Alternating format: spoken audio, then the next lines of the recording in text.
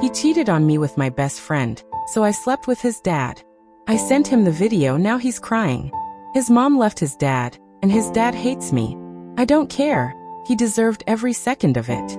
This is long, petty, messy, maybe a little dark, but it's real, and I don't feel guilty anymore. I, 24F, was in a relationship with Jake, 27M, for almost 3 years. It wasn't perfect, but it was serious. We lived together, had a dog together, talked about engagement rings, and I honestly thought he was my person. I've never been a jealous girlfriend. I gave Jake all the space he wanted. I wasn't the type to snoop, and I thought that meant I was secure and respectful. But there's a thin line between being trusting and being naive, and I crossed that line way too many times.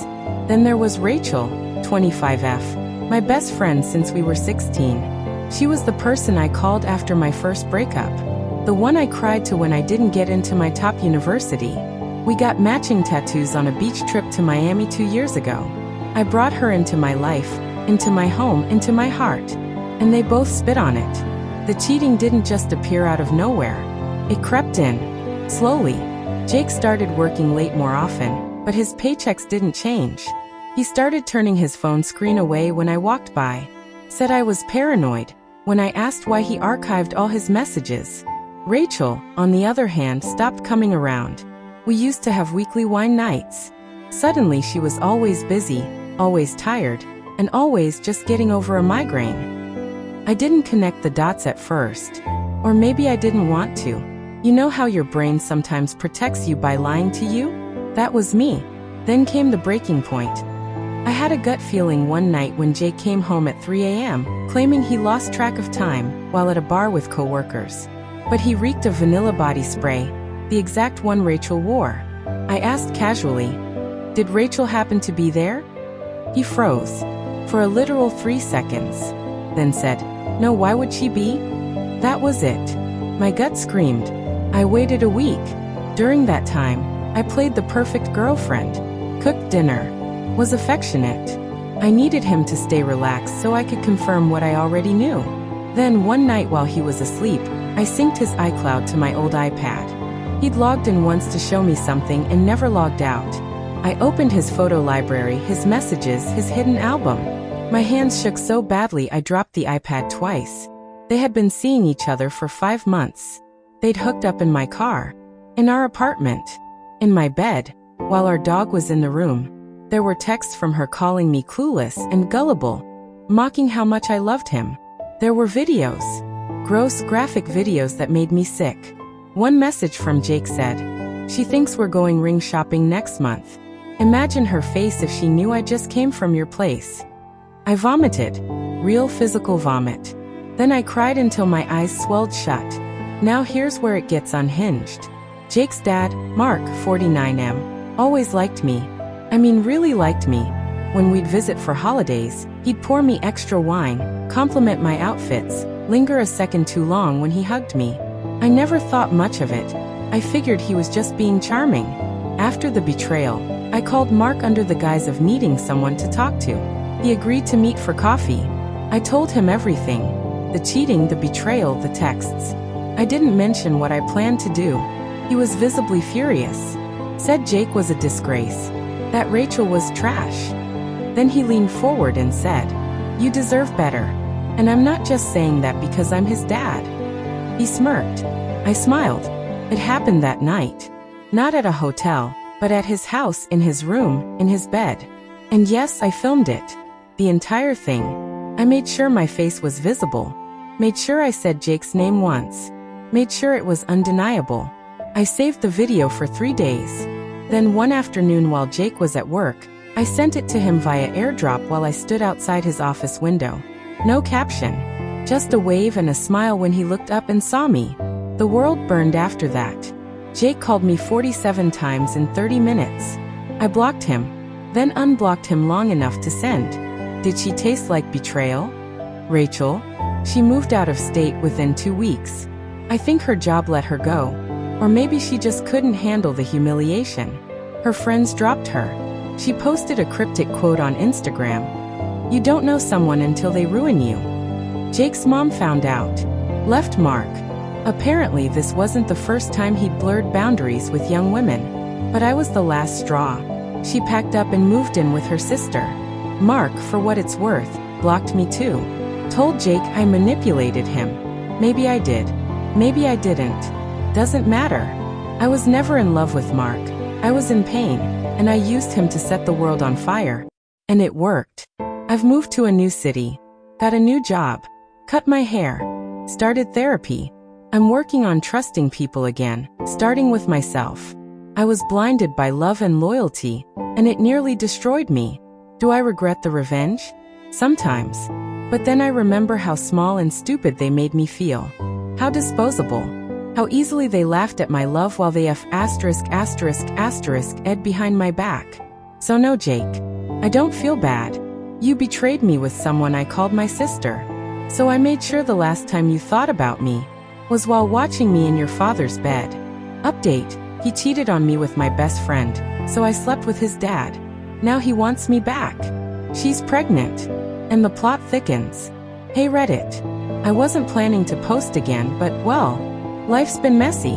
If you haven't read part 1, here's the TLDR. My boyfriend Jake, 27M, cheated on me with my best friend Rachel, 25F. I found out, pretended I didn't know, and got revenge by sleeping with and filming a night with his dad, Mark, 49M. Sent Jake the video.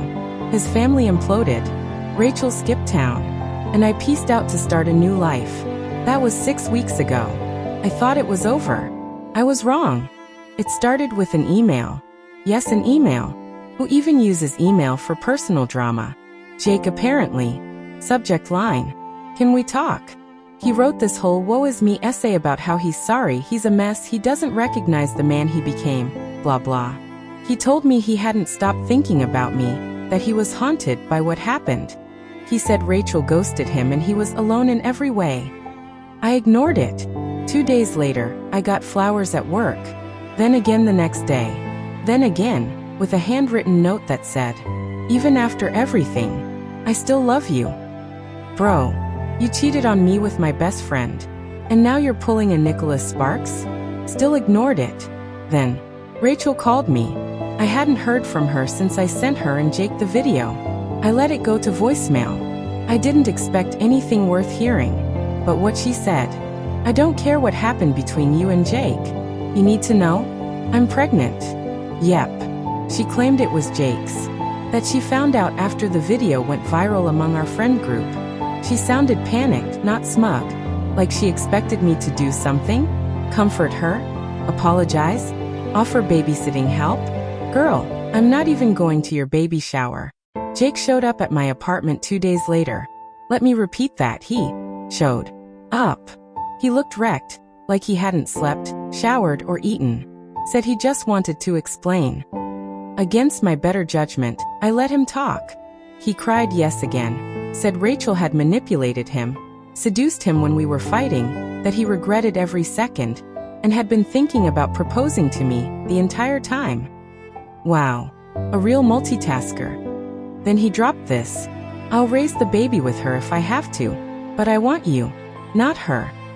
I just stared at him. I was dumbfounded. So I said, you cheated. You lied. You mocked me with her. I gave you everything. And when I broke you. Now you want a fairy tale ending? That's not how this works. He reached for my hand. I pulled back. Then I hit him with the final blow. Oh, and by the way, your dad wasn't even that good. He froze. His face turned the color of an overripe tomato. Then he stormed out, slamming the door behind him so hard my picture frames shook. Jake's mom messaged me a week later.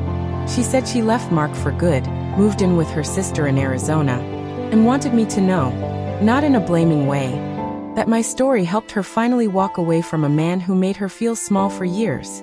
That one actually made me cry a little. Not out of guilt, but because for once someone broke a cycle. Mark. Still silent. Still blocked. Apparently Jake's relationship with him is completely destroyed now. As for Rachel, no idea where she is. She's not posting online. Her number is disconnected. Jake doesn't talk about her, but rumor has it she moved in with her cousin in Utah. I'm actually doing amazing. Therapy has been my saving grace. I got promoted at work. I've been traveling, reconnecting with old friends, and here's the juicy bit. I started seeing someone new. His name is Leo. He knows the whole story. How could I not tell him? And he still looks at me like I hung the damn moon. Is it love? Too soon to say. But it's real. And healthy. And that's a start. People always say don't stoop to their level. But sometimes you light the match, walk away from the fire, and build a better life with the warmth. Jake and Rachel ruined what we had. But I turned the ashes into art. And honestly, I don't regret a single second. Final update, he cheated on me with my best friend, so I slept with his dad. Now she's back, the baby's not his, and she's blackmailing me. Yep. This is the last update. I'm done. But buckle up, because Rachel came back and brought hell with her. Life was finally good. I was in a healthy relationship with Leo 30M, the new guy I mentioned last time. Supportive, funny, emotionally available, the total opposite of Jake. He even read my entire Reddit story and said, "Honestly, you went easy on them." For the first time in years, I wasn't waking up angry or going to bed replaying betrayal on a loop. I had closure, or so I thought. Then, on a random Tuesday, Rachel showed up at my office. I work reception at a mid-sized firm, nothing crazy. But there she was, sitting in the waiting area in sunglasses and a hoodie like she was in witness protection. She waited until I was on break, then pulled me aside and said, "We need to talk. I know things you don't." I should have walked away. But the curiosity? It pulled me in like a rip current. We met at a diner across the street. She ordered tea like it was a dramatic movie scene, and looked me dead in the eye. The baby isn't Jake's. It never was. I laughed. Actually laughed out loud. She flinched like I'd slapped her. She said the real father was her ex from before she and Jake started hooking up. Some bartender she had a situationship with. She found out during her second trimester after getting a prenatal paternity test. She never told Jake. He was going to leave me anyway, she said. But if he thought the baby was his, he might stay. Let that sink in. She let this man think he was going to be a father, for months, just to manipulate him into sticking around. And then she dropped the real bomb. "Rachel, I want you to take down the Reddit post. All of it." Me. "Excuse me. Rachel, you ruined my life. I can't get a job. People recognize me from the screenshots. My family disowned me. You've told the whole ***king world what I did. And made yourself look like a martyr while doing it." She slid her phone across the table. On it, a video, a security cam feed I didn't know existed, from the night I slept with Jake's dad.